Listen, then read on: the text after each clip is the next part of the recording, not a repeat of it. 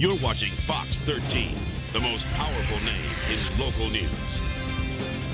Now on to the murder trial of Robert Temple. He acted as his own lawyer during his week-long trial and insisted he had nothing to do with his wife's death. But jurors didn't buy it. People came here on Monday, listened carefully for 6 days, see the truth in this case. And the truth is that you, in a premeditated fashion, murdered your wife. You know, you've convicted the wrong man. You could laugh now, but I'll be back on appeal, and I'll win the next time.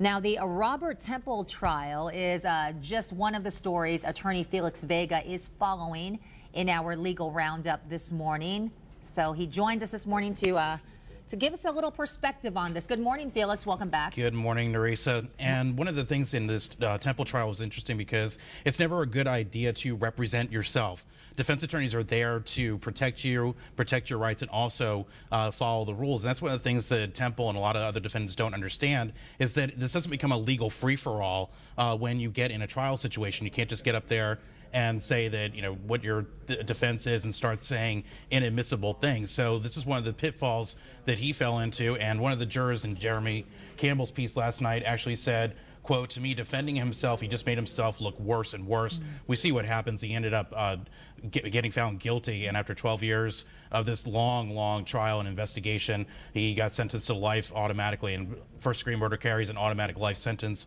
in Florida. And so once again, just not a good idea. You know, you hire a lawyer, you get appointed a lawyer, trust their decision making and go with it. I don't think he went to law school, and so those are the things you need to know, all the rules, and you know, our rule book is like know this thick, and we're responsible for knowing that, and they're held to the same standard if you represent yourself. All right, let's shift gears now to the tragedy in Norway. This whole this story is very disturbing. Children killed, a death toll up to 77, with most of those killed at that youth camp on that Norwegian island. Yet the suspect, Anders Breivik, he's only facing 21 years in prison. What's up with that? He's not facing the death penalty? And a lot of people were commenting about this week. We also learned this week, first off, that Anders Breivik had the time to drive all the way from Oslo, where you see the bombings happen there, out to Utøya Island. And there was actually some indication that the helicopters that could have been used to get out there and possibly save those kids earlier didn't get off the ground. That being said, 1976, you know what happened in Norway? They abolished the death penalty. So that's why he's only facing 21 years in prison. Now, every 5 years, if he's convicted, they can go back and evaluate his situation and also possibly retry him to keep him in prison longer if he's determined to still be a threat. But take a look at this. 96 other countries actually have banned the death penalty, and among those, Norway, Sweden, and Finland. This was interesting. Some of the breakaway Russian republics, Serbia, Bosnia, Mexico, and South Africa.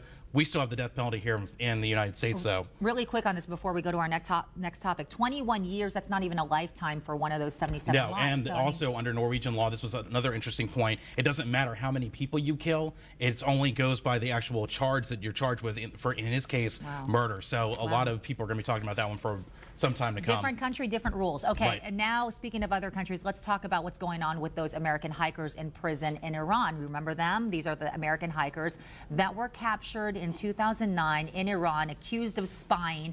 Turns out they may be released instead of standing trial today. That's right. Were they facing the death penalty and all They this? were for spying in Iran. Now remember, Josh Fatal, Shane Bauer, and Sarah Shord were those hikers that they crossed over the border into Iran from Iraq when they were hiking. They were taken to prison immediately, and they've been there for 2 years, except for Sarah Shord. She was released back in September. Now, in Iran, under Iranian law, spying is one of those crimes that can get you the death penalty. And there's also different ways that they impose the death penalty in Iran. Take a look at this. You can be hanging is one of them. You can be stoned for adultery. You buried waist deep, and then they actually have rules regarding the size of the stones, and you have to be stoned more than once or twice, and actually thrown off a cliff for committing rape. Those are just some of the ones. I know Sheena's looking at us like we're crazy, but I actually looked at one of the death penalty studies was done by an international group, and up until 2009, these were actually some of the methods you could still be put to death in Iran. All right. On that note, well, we learned something. Thank you, Yes, we're here on to international law. Okay. Thank you, Felix Vega, for Thanks, that. Teresa. Good to be here. We'll see you next weekend, right? Okay, still ahead, folks. We're talking about